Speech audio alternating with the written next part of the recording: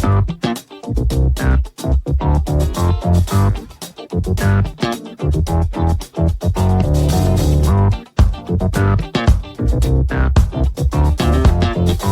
folks, and welcome to a Daily Ratings Podcast. It's a show where each week we'll be sitting down with Vincent Daly to get his thoughts on the latest movies he's been watching, both older films and new releases. And don't worry, there's no spoilers. Vince will give a brief review of the movie, share some thoughts, and of course, then rate the film. The daily ratings are always fair, honest, and most importantly, they're consistent. On today's show, Vince will be rating and reviewing. We have newly released films here this week. We have an anime called Look Back, directed by Kiyotaka Oshiyama. We then have Robert Zemeckis' Here. And finally, Heretic, directed by Scott Beck and Brian Wood. We have an array of movies here, folks. Let's hear what Vincent Daly has to say about them. Stay tuned and enjoy the show.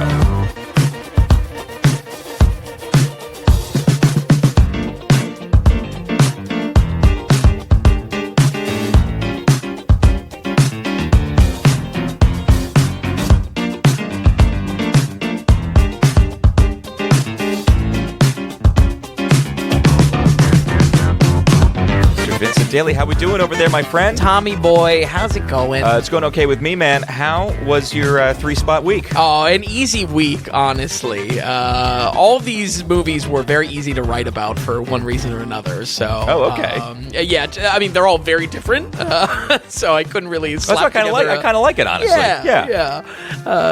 Some weeks are a theme, some weeks are just, what movies I actually got under the belt. Kiyotaka Oshiyama. You did great. I was sweating it myself, so you killed that name. Yeah, we have a short anime. It's under an hour, and then we have one from a massive director Robert Zemeckis, and the two up-and-coming horror bros, Scott Beck and Brian Wood. Yes. Who, not the greatest reputation on the podcast, but and I found out some stuff about them, so maybe I want to give them some cred later in the show. Sure. Believe it or not. But yeah, good week. We saw Here together. Yeah, we definitely did. I mean, I feel like the experience for Here is being held hostage by the movie rather than actually watching the movie. But I am curious to hear your thoughts on it because that one, again, easy to write about. That one specifically, difficult to score. And I said that immediately after we were done watching the film. It was just kind of like, where does that land? It's funny you say that because I think my general feelings and our general feelings are around the same, or they haven't changed much when we first walked out of the theater. But maybe I'm giving it a little bit more slack at being a few days out. I kind of have my knives out right away. Sure. I don't know how much my score is going to change all that much, but generally how I look at the picture, it's like, okay, all right. Exactly. But we'll get into that then. Any opening notes, Vin, before we start the three? No opening notes, no alternate title. I was really trying to dig for an alternate title between these three, but no, they're a little bit too far ranging, so we can get cracking into it. Okay, so we're going to step back. This film is called Look Back, original title, Ruku Baku. He was an easy one this week. Yeah, I don't know. I don't know about that one. So you're going to have to set this one up because it's getting it got really decent critic reviews. Absolutely. Now, I don't think it's getting a lot, so that bell curve is really in its favor. Sure. But, okay, so Look Back, it came out months ago. And then it was, because it was a Japan release. Okay, then it was I think summertime we had a French release, oddly enough. We could have been. Then it was like Ghibli Kids or something like that, or something Kids. G-Kids. G-Kids. Yeah, not connected to Ghibli at all. I know, sometimes the namings are so close, too. It's so confusing. But yeah, no, G-Kids is... honestly, a very, very large growing production house. Or not production house, but like a studio like an A24. They're distributing these things. Oh, okay. But I think it's good to cover it now because if anyone is into anime, it's now on Amazon Prime. Yes. So, and an easy watch, most of all. It's 58 minutes. Yeah. Get into the director, get into Look Back, what it's about, and why'd you want to cover it more so? Yeah, well, this one was honestly a no-brainer to cover. This anime was released earlier in the year and had some exciting talent working on it and receiving huge praise, usually only reserved for those heavy hitter studios anime heads will recognize by name alone. The talent on this project I'm referring to is our director, Kiyotaka Oshiyama. See, I even slipped up on it. A man that has been in the animation department of a surprising number of quality projects over the last 20 years, now starting to direct for himself. When I say a surprising number of quality projects, I really mean it too. His career shows he can do it all, working on high-profile movies of anime series wrapping up, creative guest spots on shows, usually like directing for like an episode or something like that. And maybe key to his shot at directing in the last 4 years or so, working with Ghibli. And what's he doing exactly?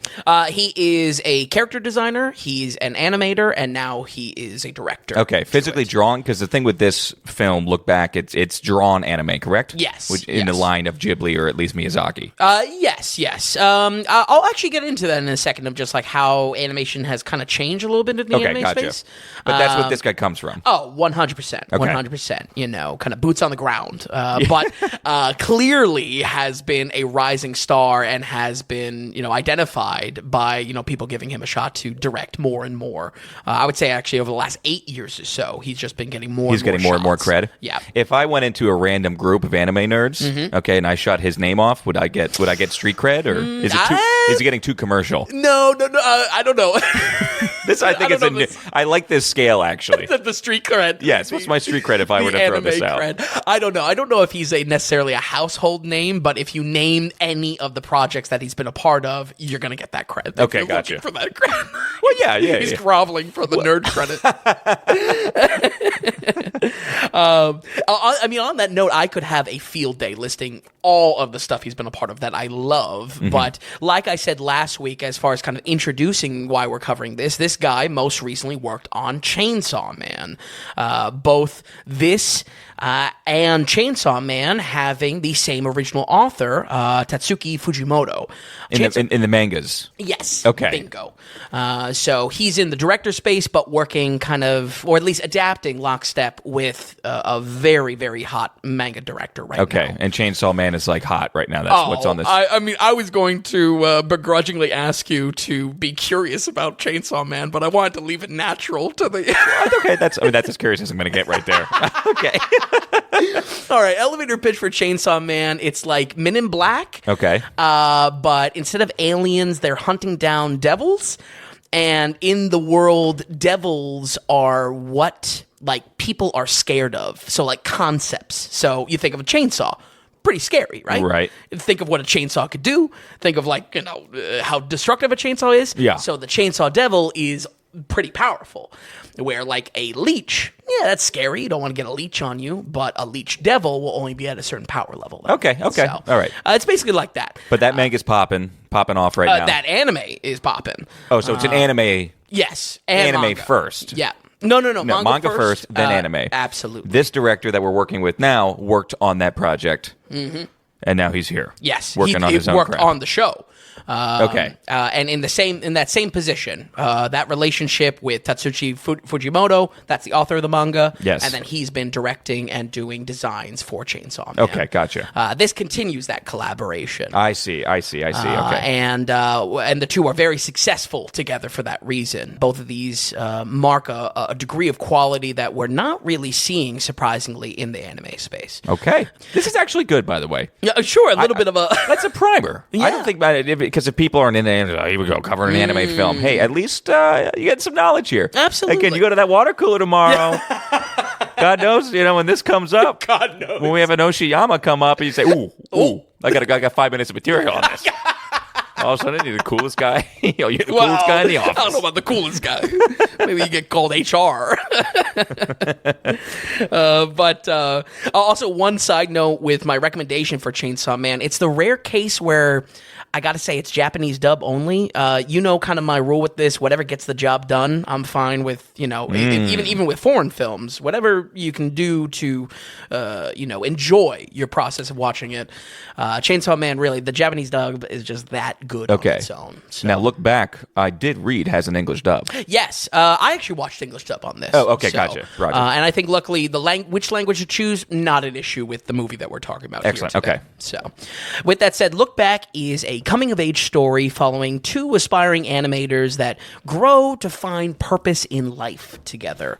Fujino is a talented young artist drawing comic strips for her school newspaper when a mysterious stay-at-home student, Kiyomoto, starts stealing that spotlight away from her. Determined to prove herself, she dedicates the next years of her life growing as an artist, but unlike so many anime stories of determination, obsession might not be the answer here. On graduation day, the two girls meet each other, and at a blink of an eye, we see the many years of both of their lives blink away in an instant before it is too late to look back. I would say, regardless of where the animation is coming from, I always really enjoy when the animator can show themselves in the work. There are a good handful of animes about drawing or the industry, but this gets at something deeper connected to kind of our character's relationship with creating art. And when I say deeper, I mean it really has kind of something to say about that there. A lot of concepts and emotions, I mean, this is a very emotion-filled movie, swirl in a breezy hour runtime, but it all feels so informed from experiences of the audiences, of the artists, and experiences from our creators. The whole movie overall just kind of reminded me of that Hayao Miyazaki quote where he says real life experiences are the sole key to animating. This feels like that movie, maybe not condensing that idea, but exploring that idea that to be a good animator, you need to have equal life experiences to pull on to basically make the art imitate life, if that makes sense. And I would say the reason why Miyazaki, whose latest film, if that name rings a bell or doesn't ring a bell, came out the film last year called Boy and the Heron. And his films are so huge, so successful because they cut at some type of heartstring, or they're ridiculously relatable, or they have a sense of depth to them that just like you could feel it off the screen. That's gonna do nothing but add a seriousness and like a prowess to your projects. Yeah. And I think he's spot on with that. I think with anime, especially since we're not dealing with real life people on screen and we're dealing with animations, I think that you need to do that. Absolutely. No matter how big or small of a life you lived, if you can just touch on that one thing and make it unbelievably personable, there's something captured there. Absolutely. And you see that in all type of animation spaces. Pixar, when they wanted to animate snow in Frozen, they got snow into the studio. Right. You saw how it fell and saw how it crumbled. There's things like that all over, examples of it. And again, in the animated space, plenty of stories that are trying to tell kind of a first-person perspective of what it's like coming up in the industry and how hard it could be, especially, overseas. Even this, like you said, one of the characters here just writing strips. Comic strips? Yeah. I mean, just that, as long as the director has some type of personal relationship with the struggle of doing that, hey, just get it across screen. Let us feel that. Absolutely. And I'm here to say, I mean, this movie not only explores that, gets at really something deeper to it. And again, and when I say, a lot of concepts are swirling, but a lot of emotions are swirling in just like an hour time. So, on that note of the animation is gorgeous here, but falls into that same style that I touched on slightly with Blue Giant from last year, one of our Tom Daly winners, one of my favorite anime projects in the last couple of years, but all kind of, I don't know. I don't think there's a condensed way to refer to it yet because it really is what seems to be the style of anime in the 2020s. To me, it feels like this decade of anime has more breathtaking animation than ever. Real big bursts of breathtaking scenes and scenes that make you say, how the hell did they do that? But in exchange, uses cheaper 3D animation for the in-between scenes. Clearly has a budget restraint, and probably a work restraint as well, so they're not killing themselves over an hour-long movie. Right. The combination of 2D and 3D here doesn't look horrible by any means.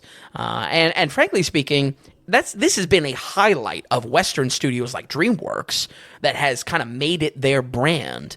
But it's in these moments of just the excessively good animation that I think it unfortunately kind of spotlights the lesser moments in a very weird way, where talking scenes, you'll just notice that there is such a distinct difference to a 3D figure versus the very fluid motions of scenes that are being just animated to death, like just absolutely like killing the game. But I don't know. It's tough because I obviously think we are seeing some of the best kind of sequences, action sequences, animation itself in the space in this decade. At the same time, it's side by side with some rougher, clearly budgetary restrained animation. And just to delve deeper into that, because I think that could be a little bit confusing, because we're dealing with hand-drawn animation, and then we're dealing with computer-generated animation. You're right. So it's just, it's kind of what you're saying is you're seeing both really good. We're seeing great hand-drawn animation. We talked about The Boy and the Heron last year. Incredible, true hand-drawn motion that we're seeing on the screen. And then there's 3D computer-generated animation. And that, what you're saying is, that can also be really good, but when you mash the two together, it spotlights the latter as just like a clearly a lesser form of it. I just wanted to separate those two, because we can say using the word animation to cover both can get confusing. Sure. Like, you know what I mean? Absolutely. Especially if in this case, you haven't seen it. You haven't seen, what I'm referring to as far as the trend of this decade of anime. But we see kind of all studios experimenting it with different ways. The combination of 3D figure bases and then 2D animation on top. Yeah. Like I said, I mean, almost every DreamWorks movie that we've covered since the podcast, we've been talking about this. In the anime space, all the more, it's been used as kind of a budgeting tool. It's been used as a shorthand to get to increasingly, almost without a ceiling, crazy animations. Yeah, because in the Japanese anime space, because that 2D stuff oftentimes is the hand-drawn stuff. Absolutely. So, for instance, take something like A Bad Guys with DreamWorks. That's computer-generated 2D and computer-generated 3D. Yeah. It's different than we're getting in the animated space, where it's hand-drawn. Absolutely. Hundreds of hours of drawing. Absolutely. And then computer generated also coming in there. Absolutely. Are there different industry terms for that? I think maybe the difference would be in the role of the animator. You would have like a modeling, getting the storyboards down, getting the characters into the actual frame, and then the actual finishing touches of it would be a different animation style. Because when and actually something this movie touches on a little bit. Oh, really? Yeah. when Hayao Miyazaki, I'm sorry for getting in the weeds here. No, this is too much, but listen, no, I'm cool with it. And if it confuses me, I'm hoping that I'm not the only one that confused about it. If you take a legend of Japanese anime, which is Hayao Miyazaki, and although he has a few people helping him draw now, it for decades was just him drawing his movies, which is why they took forever. No, not just him. He's always had a team with him. Okay. Yeah. So more so, I think Miyazaki's claim to fame is what he's doing in concept, what he's doing in storyboarding. And I understand his work ethic. Yeah? I did listen to a whole podcast on his work ethic. Oh, really? And that boy is only just starting to relinquish control. Wow. Like wow. he's anyway, but he also is doing a lot of hand drawing. But whether it's just him or a team, when you watch an old school Miyazaki stuff before the computer animated generated stuff, correct me if I'm wrong, you could take all of their drawings, put them together in the most massive flip book, and that is the anime. Like if you took all of those sheets and I had it physically and flipped through them like a flip book, I would get a full animated film. What you're referring to is cell animation. Cell animation being, basically them actually creating the process. That's been animation for years. Yes. What digital animation has come into play with is either smoothing or editing, filling actually the gaps. being putting into that. Yes, that's what we're talking about. Yeah, exactly. Okay, but I just wanted to make it. At one point in time, it was literally just drawing and doing those tiny little motions in every single drawing. Correct? Absolutely. Okay. Like the reason why, like Nausicaa Valley of the Wind, something that is a landmark for the industry, for the animation medium, is because of how painstaking that process of animating all the little creatures, all the little slight movements to everything was. Okay. So because it's almost like stop motion. except with drawing. Because with stop motion, you move it a hair, take a picture. Move it a hair, take a picture. Sure. With this, you're drawing those pictures. Yeah. Right? I mean, listen, I think you're teeing up a wonderful theme for December where we'll be we'll be hopefully going into a lot of Disney classics. Okay. For what we want to get into. But yeah, the Right, process. this is how my brain is working. Because we can say the word animation, and we're talking about 5 different things. Right. You know what I mean? Sure. But drawing 2D animation, that process you're referring to is like a cell animation. Gotcha. Okay. So. And that's what we have here, but a blend, a mix. We have cell animation. Or was this guy not drawing and just had a Microsoft Surface? No. It's a bit more complicated than that because I cell animation arguably went away in like 2005, true cell animation. So we're like a long way from, as digital tools have been added into the process. Okay, gotcha. So maybe just to kind of snap things back to what my kind of criticism note here is that, like we saw in Blue Giant, you have amazing sequences where he is ripping on the sax and the band is playing and the instruments are coming alive and there is just a burst of imagination on screen. Yes. That is a clear divide from the normal talking scenes that are still 2D animated, but as a shorthand underneath them, they have 3D modeling, or the figures are done in 3D, or the backgrounds are done in 3D. Yes. Maybe editing effects like shading and different things like that are added in 3D.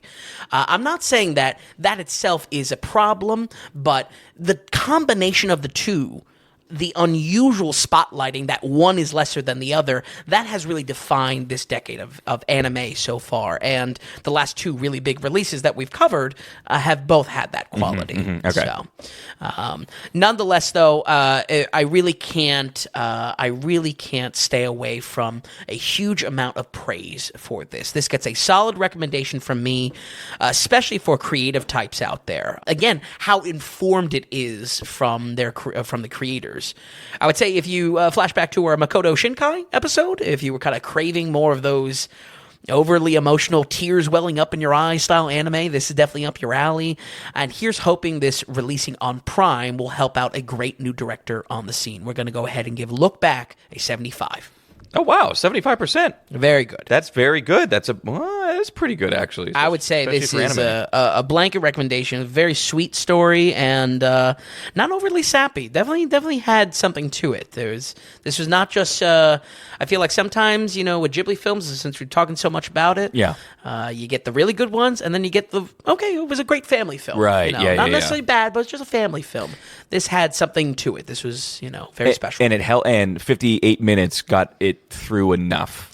I put that wrong. 58 minutes was enough to tell a very good story. Absolutely. It's because how much we move in the characters' lives. I mean, we really sprawl across a lot of years, almost like here.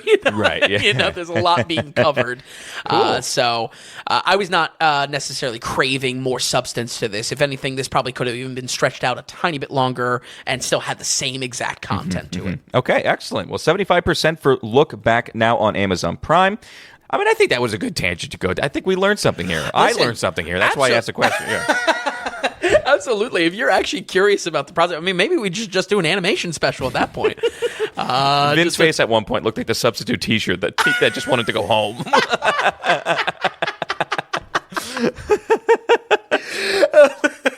No, I think you know what I mean, because it's there's so much involved with it, and it's so different from Pixar. There's so many of these different guys that have different styles, and then there's different. You bring, Yeah, and also this isn't. I think that's an area where don't let me speak as a critic. If you or folks at home have a curiosity into the animation process, I mean, almost you pick any mainline Pixar, mainline Disney behind the scenes footage of it, you're going to get a perfect insight into what that process looks like. Yeah.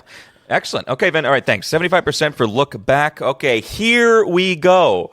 Robert. That's what you came up with? Robert Zemeckis is back in action for this next film called Here. It's got a proper wide release in theaters. It's an hour and 40 minutes, rated PG-13. We talked about before. We went and saw this together. And Zemeckis, as we even discussed last week, you were like, yeah, the gimmick is, kind of just stationary image. Stationary I got notes about that. But we did talk about where Zemeckis is always trying to do something interesting with tech. Yes. And this goes back to the late 80s with, why can't I think of it? Back to the Future? No. Well, he did. But that's you're talking Roger Rabbit. Who from Roger Rabbit? Roger Rabbit, and then Polar Express and Beowulf. Yeah. So he's always trying to do something interesting digitally or technically. With this, it's camera setup and then also de-aging, which obviously has been done before, but they went pretty ham on it. Absolutely. But anyway, it's here. Why don't you set it up? We'll take it back and forth. Well, Bobby Zemeckis, back in the director's chair after kind of what feels like a 10-year stretch of movies that lacked his signature or really kind of any remarkable feature. Like I commented on, Zemeckis could have easily filled a 5 spot for the podcast, but after 2022's Pinocchio being the embarrassing lesser version of that IP that year, I wasn't too eager for this release. I was, however, morbidly curious. My favorite type of curiosity when it comes to movies. And really is only able to happen when we're actually a little late to the punch on movies, because I stay away from reviews so much. I don't really know if something's getting really, really dragged. Right. This is a movie that was really, really dragged. So a huge amount of hate online kind of left me wondering, how bad could it be? It's not so much that Here is a bad film, but rather it feels possibly contrived. Like it's less of a movie and more of a commercial you would see during the holidays. Yeah, you like that? I like that a lot. Yeah. Unfortunately, that comes with, I don't know, a semi-insulting level of virtue signaling without substance to back it up. But that really is just tied to the root of it. Like the drama itself, the story itself, doesn't really have substance to back up the arcs, the emotions it wants to pull off. And Tom, I walked back that gimmick comic last week, but I think I need to re-walk that shit because... Wow. Folks, I can't stress enough. This film does not break from one single camera angle for the entire movie, even if we are taken through vast jumps in time. For a director known for his innovation, it feels like the medium of film was just the wrong choice for this project altogether. I believe there should have been... I don't know, this should have been a project for streaming, maybe possibly an interactive piece of media, kind of a mixed media piece, or just out of theaters altogether. I think this would have just done so much better, if... As a play. Oh, sure. It belongs on stage, this movie. Absolutely. But something other than a movie or a theatrical release, even just in the minor step of, like, putting it on streaming. The holidays are coming up. You put it on in the background or something like that, or for grandpa watching. It's easy enough. That's what we were getting from it. But that being said, it's like Zemeckis isn't a streamer. The reason why I did Pinocchio is because it's Disney Plus really trying to make their bones. Absolutely. And they got him and Hanks, of course, and it's just failed miserably. Come on. Yeah. And I don't know. He's a theater guy. Mm-hmm. I don't know how good this movie could have ever been. and it put it on streaming, even put it in concept stage. Yeah, and you know what I mean. And I see what you're. I don't know. Just you saying that it doesn't belong on film, and then it's like, man, the only reason why Zemeckis did this because he wanted it on film. You know what I mean? Right. But it's a little bit of a doozy. Here is a story of a home through generations, but also how relationships and dreams progress throughout time. The story ranges from, I kid you not, the dinosaurs going extinct, all the way up to modern day where a handful of families are shown through the lens of the house. Our primary family starts with a returning GI from World War II, taking us through a nostalgia-fueled ride throughout the decades and ending up with our two main stars of Tom Hanks and Robin Wright. The film splices together a picture-in-picture style edit that snaps us into different time periods without breaking from this, once again, single camera angle for the entirety of the film. For any younger listeners that might not know that terminology of picture-in-picture, An example of what this might look like is you have the same shot going, but there is an editing frame that goes over the TV. So maybe it goes from playing I Love Lucy to news of the JFK assassination. Things like this will be done backwards and forwards in time over the single shot to basically give us transition to the different areas while all maintaining that same exact camera angle. Slowly across the many families, we see human nature is not too different regardless of the time, and all that really matters is we are here together. Kill me now. It's a very schmaltzy affair. Oh, I was just gonna say schmaltzy. I was writing down on my pad schmaltzy. Yeah, the podcast is just a race to get the good buzzwords. I think if there was going to be, like I said, any kind of potential for the Zemeckis Fives plot, it's for that director, for his directing innovations and how eager he is to, try out new technologies and new methods, and also the sheer amount of Tom Hanks per capita as well. Walking into this, I thought that was the biggest pitch here: a reunion of Tom Hanks and Robin Wright, calling back to, of course, one of the biggest hits for everyone involved, 1994's Forrest Gump. Combine that with the peppering of time-appropriate nostalgia, and that comparison was much closer than I thought. Much closer. One of the largest areas I'm torn on the film, though, is around the heavy de-aging technology used here. Mostly because, and folks, I'd tear this apart if it was bad. I thought it looked pretty all right.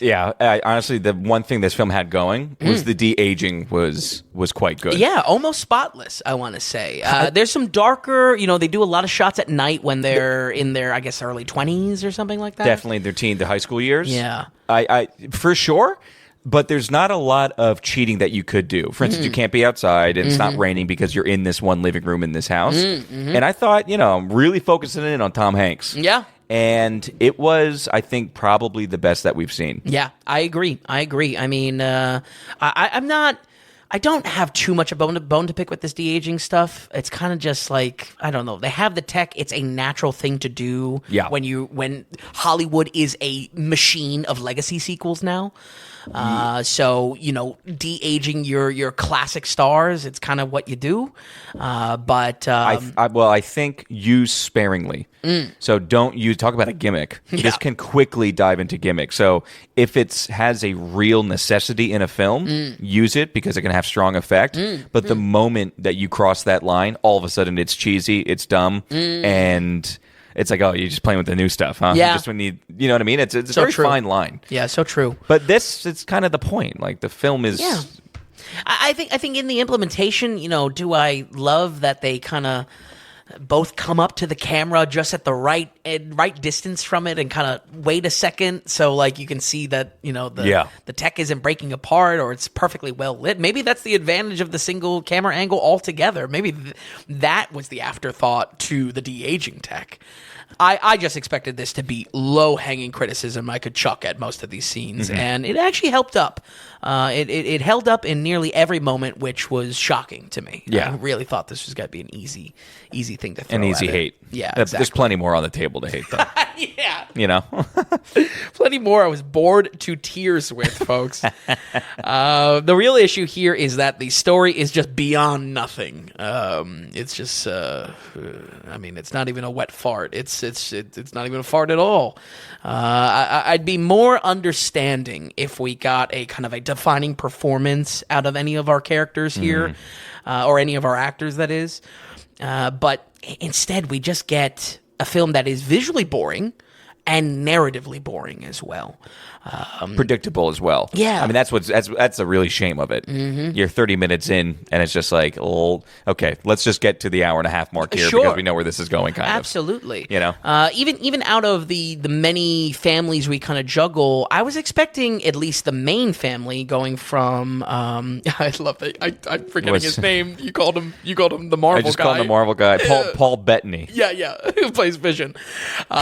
He's the father. He's like the GI father. and then it goes into Tom Hanks' family. I was expecting maybe some more meat there because we just get the most time, but you have the most to kind of build with. And I don't know if you're trying to say something about generations and dreams and things like that, but all of it was just like, oh my God, just so plain, so milquetoast. Schmaltzy. Yeah, schmaltzy. Honestly, saying how this deserves to be like in a souped up Christmas commercial or a fancy commercial, Hallmark-ish. Yeah, you're spot on. Yeah, spot on, because I hate to use it again, but vapidness to it. I've been using that a lot, but it does, because it's just everything is too plain Jane. And I think also what hurts it to me is the fact that it felt like a play. So line delivery wasn't the best. This is what I was having issues with Saturday night, that it felt like a table read. This kind of feels like a table read a little bit, because everyone's just trying to hit their marks vocally and in the room wise. Yeah. Like I can practically see the tape on the ground where everyone needs to hit their marks. And that's no good. Yeah, and especially in those like really prominent de-aging scenes, because they just come up to like that right distance to the camera where it's been fixed. And to that point, the fact I'm glad that we saw it together in theaters, because we could see the vast difference, the Pacific Ocean away that we were from the rest of the people in the theater that were clearly loving it. And we know they were clearly loving it because someone at even some point out loud said in the theater for everyone to hear, what did they say, Vin? What an awesome movie. Yeah. And Tom and I just both looked at each other. I almost snapped my neck in half just staring at Vin. This film got laughs. Oh, I know. It's so ridiculous. I mean, granted, we were early bird special on this one. We were 7:20 or 11:20 in the morning. It was a little shocking, but I think that's why I softened on the film a couple days out. Sure, okay. Because obviously the film's not meant for us. It is of Zemeckis age folk, but it still has a weakness to it. Yeah, all the way. Absolutely. As it performing as a film, it still has some serious issues. I think so, and I think there's and I'll talk about it in a second. Where I'm coming from is that it's why we talk about is it worth it to watch? Is it worth your time? In reference to the scores that we give for the podcast and the site. There is, this is so bland and forgettable. I mean, are the technical elements, are the filmmaking bad? No. And usually that's what lands something, south of 50 when it comes to scores and ratings. Here, it's landing south of 50 because it's really just like not a recommendation. I don't really think it was worth the time spent for the story that we got, for the lackluster performances. Yeah, for the reunion. You know, I'm not nostalgic about that at all. Yeah. If anything, Zemeckis dodged a bullet this week for me not covering Forrest Gump. But yeah, that's overall where like it's a tough movie to score critically because it is so blandly acceptable like a commercial, inoffensive like a commercial. Yeah, it's very inoffensive. Yeah, massively inoffensive, in fact. But that's where I would say, again, it's a toxic combination of visually boring and narratively boring. Scene to scene rhythm is just far too just disjointed and sometimes comes off as kind of comedic unintentionally. We go from emotionally intense moments to another family or another time period without giving the scenes room to breathe. I think ideally this could work like a Cloud Atlas in how multiple separate stories are tied together by a central theme. And yeah, that kind of is. I love that you're easy. No one is defending Cloud Atlas except for us. But you know what I mean? I in concept, I feel like that's how this works. In execution, again, just there's nothing in those individual windows into these characters' lives. Yeah, when Cloud Atlas, when you're stringing through different storylines, it's somewhat captivating. Yep. And it's also such a difference because all of a sudden you're crazy in the future, people look different, then you're in primitive era, then you're this, that, the other thing, whatever. This is you're in the same freaking location. Yeah. And it's done in such a cheesy way. I mean, there's at one point they do a transition, and you and I start laughing for the wrong reasons. Yeah. Because we're like, this movie That's what I mean freaking with the editing. It's lame. Yeah. There was something silly. to it. Like, it was just like, I think it's unintentionally comedic sometimes. It's just like, you really want to put these side by side in the storyboarding of this? Right. And also, de-aging good whenever they use CGI bad. Yeah, right. You know? Yeah, that's so true.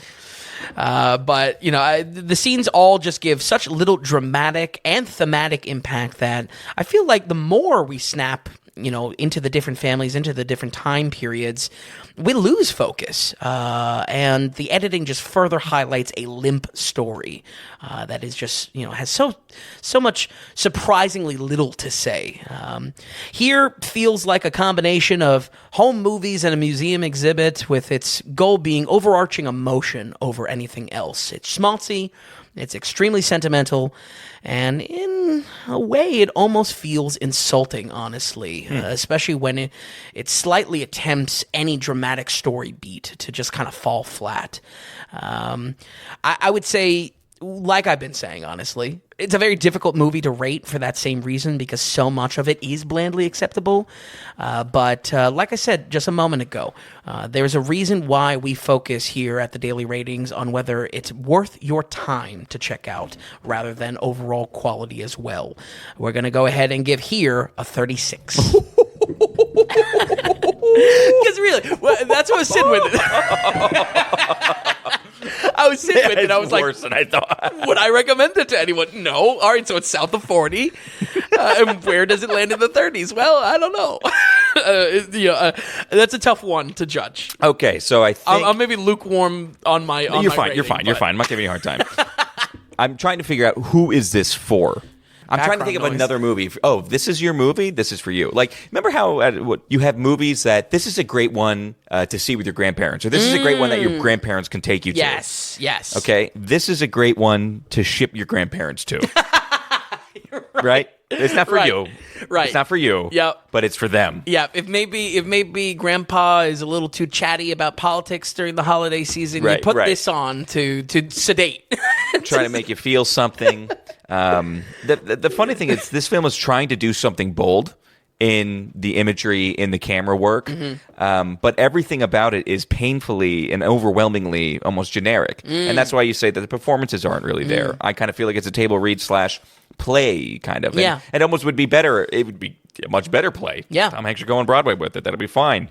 And then also, I just have to, we didn't make a note of it, the music. The music is very Zemeckis-esque. Yes. Which goes in two ways. Either you're going to get the hits, like a Forrest Gump soundtrack, or you're just going to get this lightheartedness, almost like 90s, early 2000s kind of, I don't even know what to say it, but like a feel-good Americana drama. Yes, yep. That's where this kind of plays in with the music. And it's the whole thing. It's not great. Yeah. It just kind of maybe leaves a bad taste in your mouth a little bit, where nothing hits. Nothing feels great. Yeah. You said it a little bit insulting and a little bit of a waste of a time. Yeah. I'm glad it wasn't. It could have been even probably a little bit shorter. I will say I was afraid it was going to be longer. Oh, really? Yeah. But overall, I mean, this gets one shoe, 0 laces, which, to be honest about you, is right around your 36%. I think. Yeah. That's right around there. Absolutely. Because it's 2 shoes is when you get to hit the 50% mark. So I just know that this is for somebody out there. I guess. The Tom Hanks Robin Wright thing. Sure. Just in the sense that it's like, I don't know, maybe someone really into the technical challenge of being a single camera shot. It's a high grade Hallmark film. Yeah, that's what it is. It's a high grade Hallmark film. Absolutely. Okay. Absolutely. Okay, we're gonna leave it there. Before we get to our last movie here of the week, we just have a make good note. I'm not gonna play the music, but this is a producer from a few weeks ago, Maxwell Farnsworth. We told him to wrote in, then he wrote in, excellent. then we couldn't find his email. Now we found his email. So this is all the way back from a few weeks ago. But producer Max writes, "Howdy, fellas. Hope life is treating both of you well. An episode or two ago, you mentioned your theater experience, as you sometimes do, and it made me wonder, what are the movies, if any, that Tom and Vin have walked out of? And is there an answer to that question? If there is an answer to that question, then why did you walk out? As I've mentioned in a previous producer's note, I love when Vin strongly dislikes movies, so I'd be interested to hear what movies made him decide that he didn't need to stick around for the conclusion." If there's more than a few answers, I think a special may be necessary so we can get a full episode of Vin trashing bad films. I can't wait to hear what you guys have to say. Keep up the good work. Your pal, Maxwell. That's great. This goes back to his previous note of wanting all good or all bad episodes. That's what he's a big fan of. Yeah. Well, the truth is, with the podcast, the job comes in. It's just like, I'm not going to walk out of something. Yes. Yeah. Magnificent Seven, the Magnificent Seven remake I walked out of. You walked out of that? Yep. Yeah.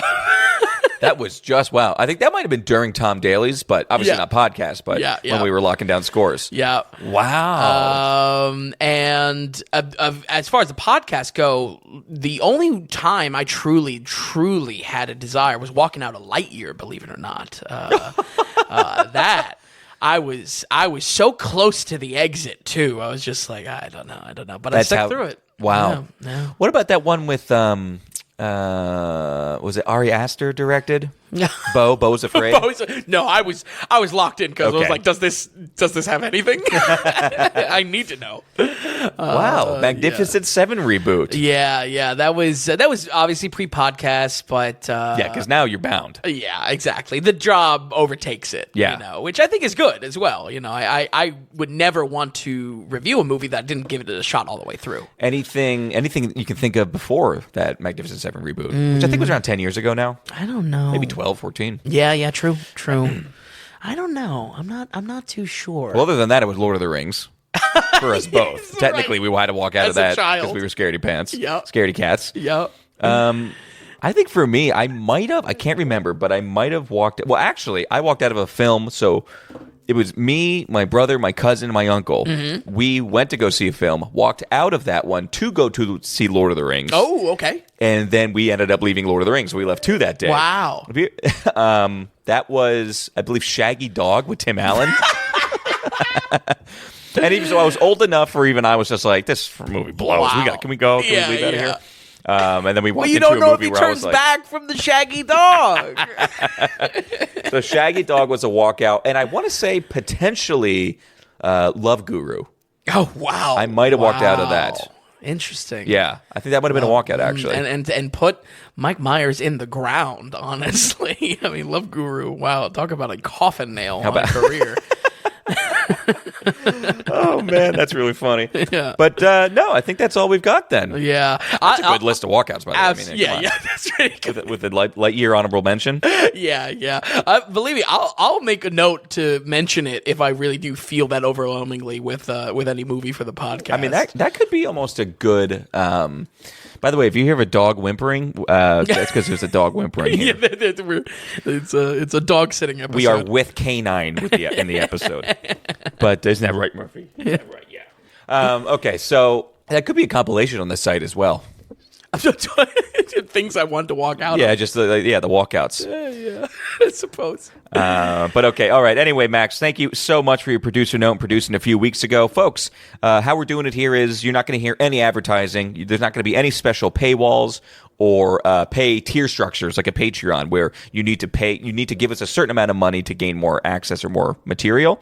Everything we do is out there. It is technically for free. But the idea is if you're enjoying it, if you're using it, the podcast or the website, we look at it as that's value in your pocket. Can you send us value back in our pocket? So just as Max did a few weeks ago and others have recently, you donate into the daily ratings, and then you become an actual legitimate producer of the daily ratings. Just like in Hollywood, when you financially support a project, you're a producer of the project, and that's why we have actual legitimate producers of the daily ratings. So how you do that is you make a donation to the site. You go on the dailyratings.com, head to the donations tab, and it's just monetary support. So basically, you can have there's set donations there if you want to buy Vin a movie tickets, Gump Club, Space Odyssey donation. But there's a big button there that says value for value because it's whatever you want. No matter your donation, big or small, whatever you're going to give this week, everybody's finances is different.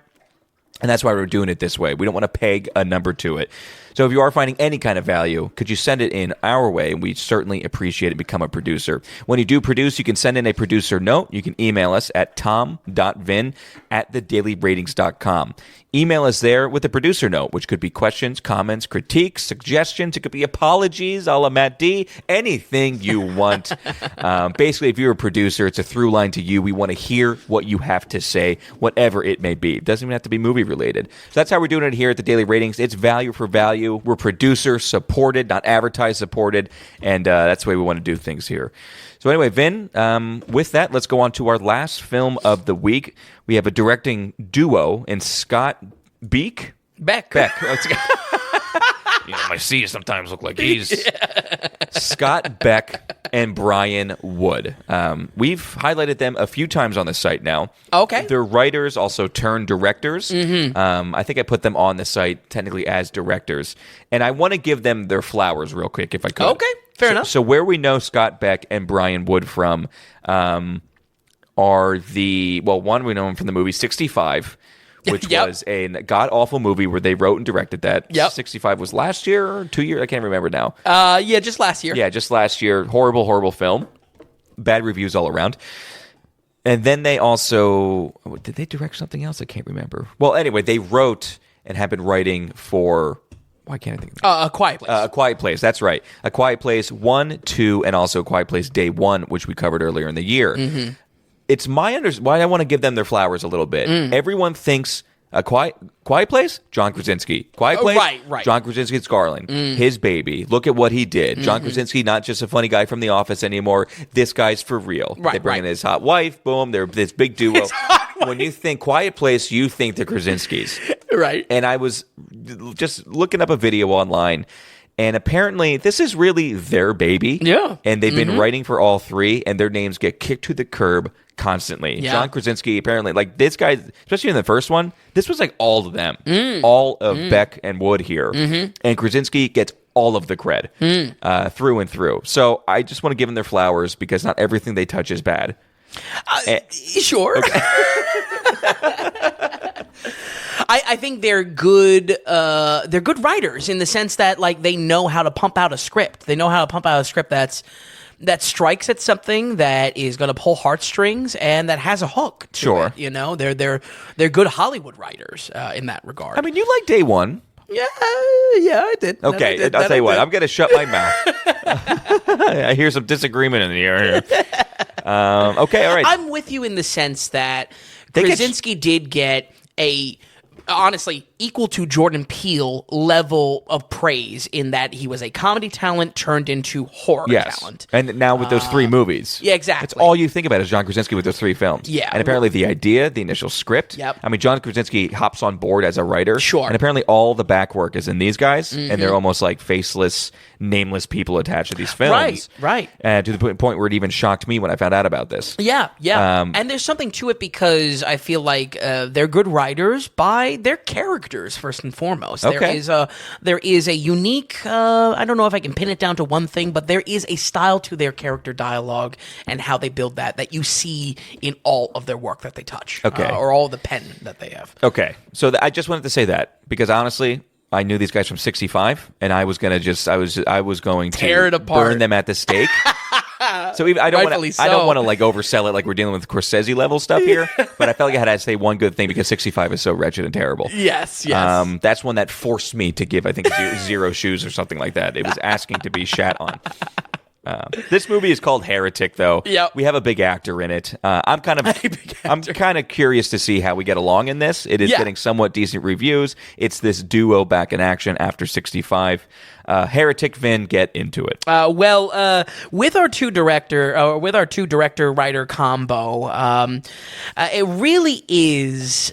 This shows that their reputation is being kept afloat in Hollywood by A Quiet Place. It feels like the stinker of 65, dull beyond belief, was really our last time touching on them with the podcast directly, but admittedly out of their horror thriller wheelhouse.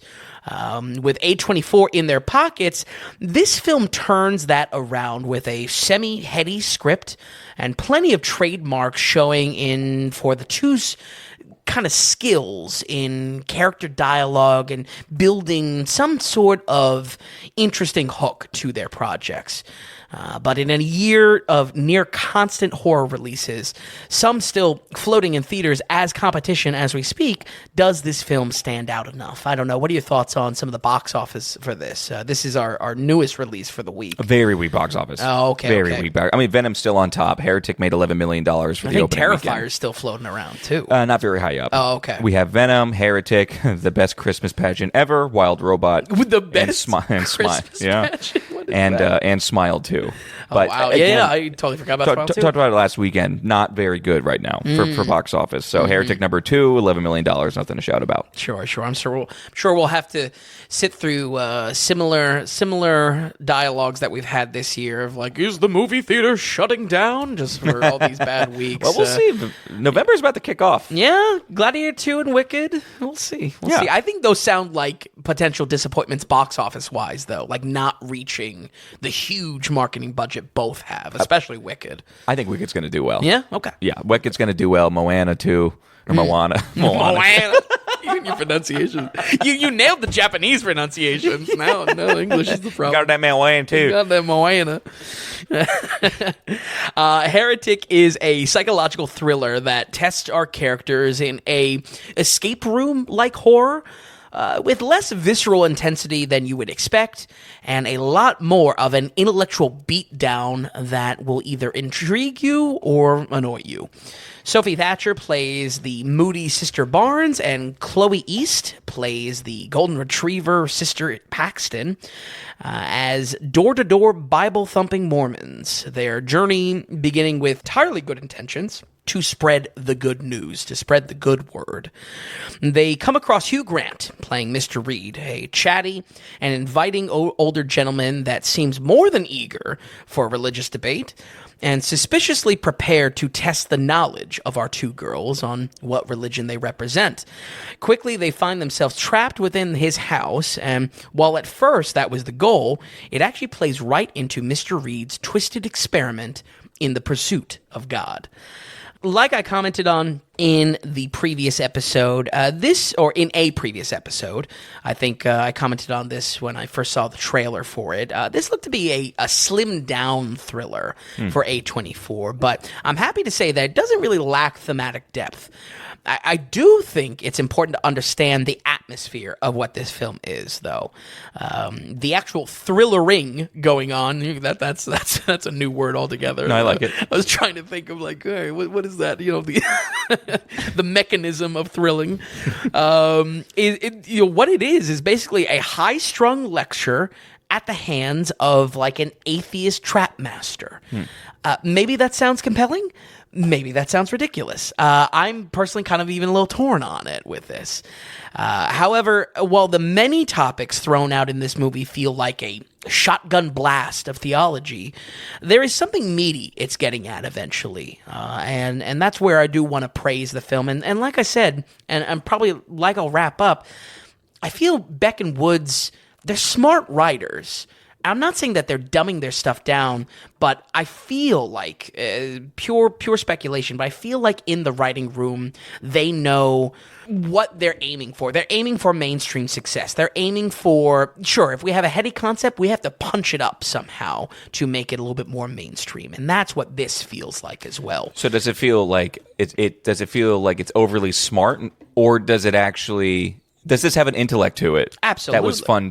That was nice. Oh, okay. Yeah, it has an intellect, dumbs itself down for more of the structure of the thriller, where I think, especially with A24 in their pockets, they could have made this something much more unique, much more strange, and a better thriller overall with this. Okay. So the concept is there, but you're saying in the execution, way too dumbed down and kind of just watered down a little bit. Yeah, and gets there. It's not that in the beginning, and unfortunately, kind of just gets weaker and weaker as it goes on. I wasn't exactly excited to see Hugh Grant after his recent surge back into action, kind of filled with just mediocre roles. But yeah, I mean, I don't know. Oompa Loompa, which he shit all over that film. Didn't enjoy himself at all. Yeah, and bad guy in the Dungeons and Dragons movie. And then he called Jerry Seinfeld for Unfrosted and said, "I'm going to be Tony the Tiger." That was his decision and his pushing to be Tony the Tiger and Unfrosted. Jerry Seinfeld. Wow. It's like, Huey, what are you doing? Huey doing? What's the news, Huey? Oh, man. I know he can be a good actor, though. Sure. And I feel like in this dark, creepy guy atmosphere, he's got somewhere to shine. Yeah, and I think that's where it works. Kind of his refined charm is central to why he makes such a solid villain here. And easily was the most enjoyable aspect of this. You know, if the actual feel of this movie operates like a Saw entry where Jigsaw spouts philosophical babble directly to you for debate, then I'm glad it was at least a smart-sounding British voice doing the babbling. Nice. You know? Okay. Yeah. But the big disconnect for me was all in the scenario setup and where I'm at odds with our writer-director duo. Now, I appreciate certain details of what the characters would naturally do in a situation like this. It feels like the first half of the story is trying to combat issues with the logic the later half will have problems with. For instance, you know, both of our girls, they have kind of like a blink twice stranger danger sense that helps the initially kind of create a believable logic of how things unfold, you know, what they take notice of, little details in the room that may be set and saying, hey, this isn't the best guy. At the same time, however, there are just a lot of conveniences in the plot. The fact that this psychotic lecture is happening with two very passive girls being the ones trapped is top of the list, you know, well into the movie, well into the thriller. Like, you're deep in shit. Yeah. Like, this is, the stakes are high. Grant is just stammering on undefended in front of these girls, and it began to hurt some believability for me in like a really critical way.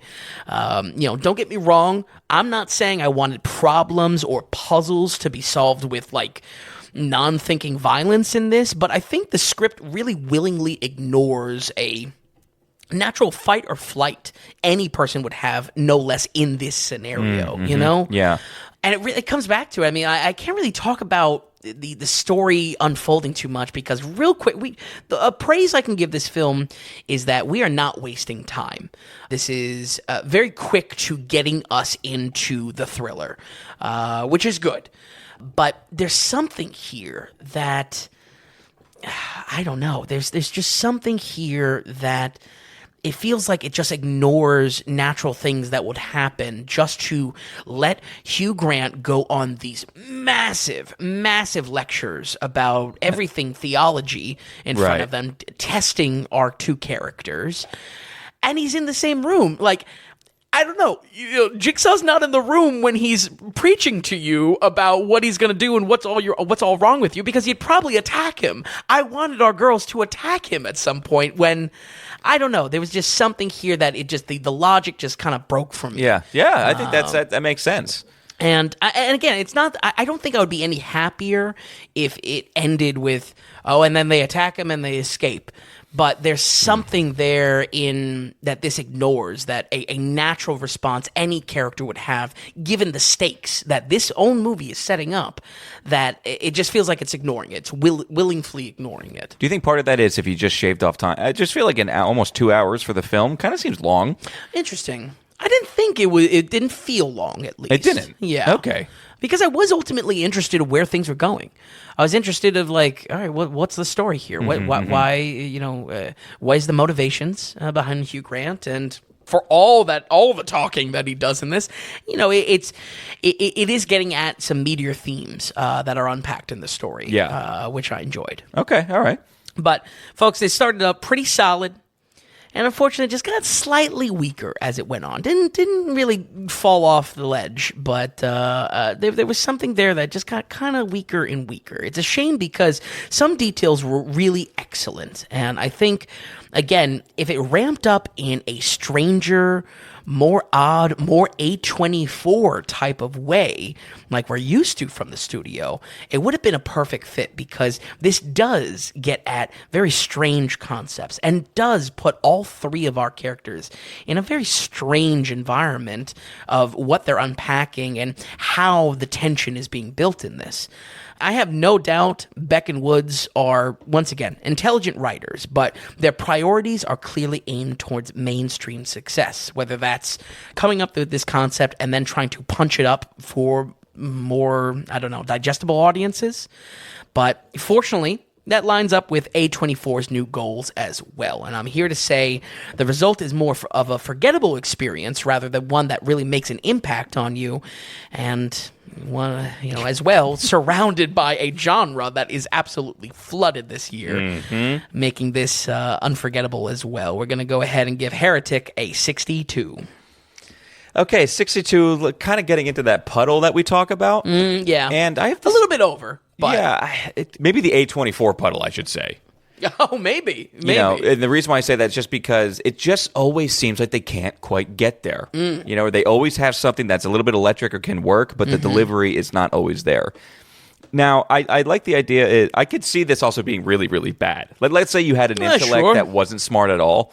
So then it was just like listening to a professor that has no right being a professor. You know what I mean? Like Sure. And just getting this horrible lecture. But 62%, okay. It's kind of just in that bucket for the year. I think it's definitely worth a watch once it comes to streaming because again, I did enjoy it and there was a hook to it. I think Beck and Woods they know how to create that hook for their scripts. And that's shown even in, let's say, at the worst, 65. The movie 65, that is. In concept, kind of the elevator pitch of it sounds like it would have worked, but it's in just that execution. I feel like here, again, the concept works, but as the execution went on, it just felt like it got a little bit weaker. I wonder what they'll do after this. Well, I think I'm not excited. No, and I think that I think they're going to live here their entire career. Yeah, maybe. Right? Well, making money, so... Yeah, good for them. All right, so Heretic with the 62%. All right, and we get a decent performance from Hugh Grant.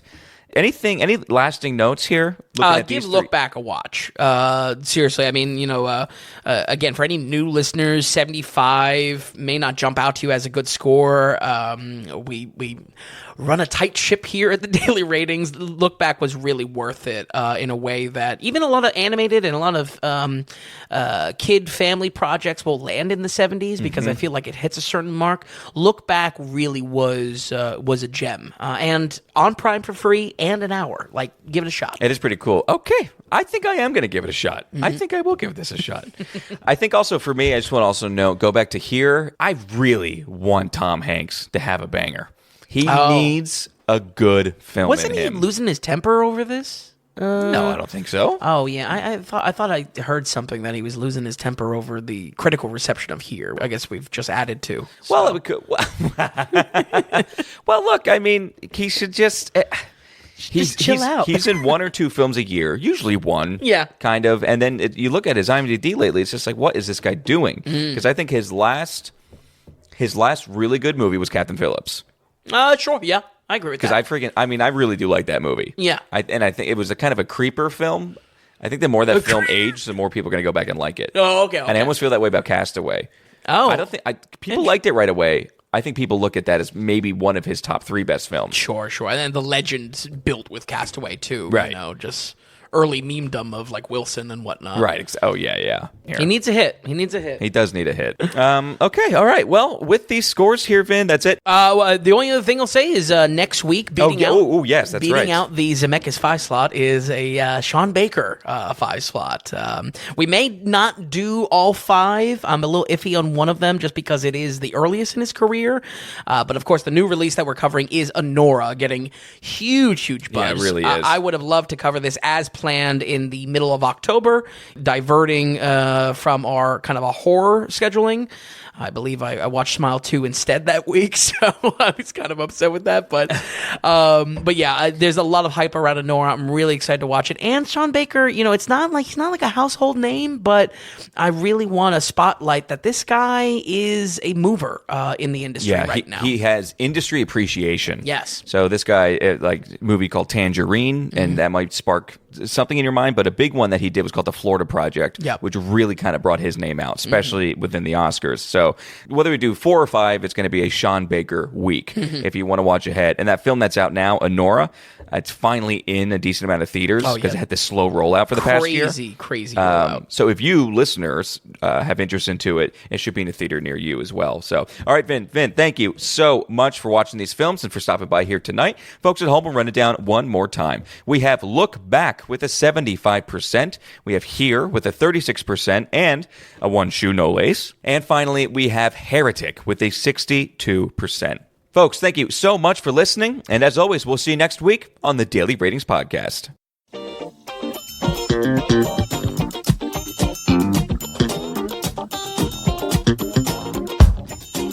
And hey, if you enjoyed the podcast, if you would, give us a good rating or get the word out and tell a friend about us. And just a reminder that Daily Ratings is completely producer supported. We want to stay away from advertising, and we don't want to have any paywalls or tier structures or subscriptions. It's all just value for value. So, are you finding value in any of the things that we're doing here at the Daily Ratings? Then become a producer and donate whatever amount of value that is. Just go to the donations tab on thedailyratings.com. And while you're there, be sure to check out the massive amount of films that Vince has rated. So thanks so much, everybody. We'll see you next time on the Daily Ratings Podcast.